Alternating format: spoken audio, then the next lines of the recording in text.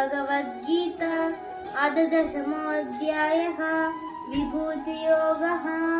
अर्जुन उवाच परं ब्रह्म परं धाम पवित्रं परमं भवान् पुरुषं शाश्वतं दिव्यम् आदिदेवमजं विभुम् आहुस्त्वां ऋषयः सर्वे देवर्षिर्नारदस्तदा असितो देवलो व्यासः स्वयं चैव ब्रवीषिवे न हि ते भगवन् व्यक्तिं विदुर्देवा न दानवा स्वयमेवात्मानात्मानं वेदत्वं पुरुषोत्तमा भूतभावना भूतेशा देवदेव जगत्पते वक्तुमर्हस्य शेषेण दिव्यहेत्मा विभूतयः याभिर्विभूतिभिर्लोकान् इमास्त्वं व्याप्य तिष्ठसि कथं विद्यामहं योगिन् त्वां सदा परिचिन्तयन्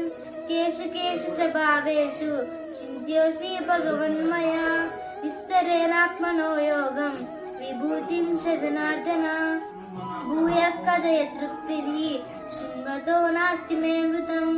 श्रीभगवानुवाच हन्त ते कथयिष्यामि दिव्याह्यत्मा विभूतयः प्राधान्यता कुरु श्रेष्ठ नास्त्यन्तो विस्तरस्य मे अहमात्मा गुडाकेश सर्वभूताशये स्थितः अहमादिश्च मध्यं च भूतानामन्त एव च आदित्यानामहं विष्णुः ज्योतिषां रविरंशुमान् मरीचिर्मरुतामस्मि नक्षत्राणामहं शिशि परित्राणाय साधूनां विनाशाय च दुष्कृतां धर्मसंस्थापनार्थाय सम्भवामि युगे युगे।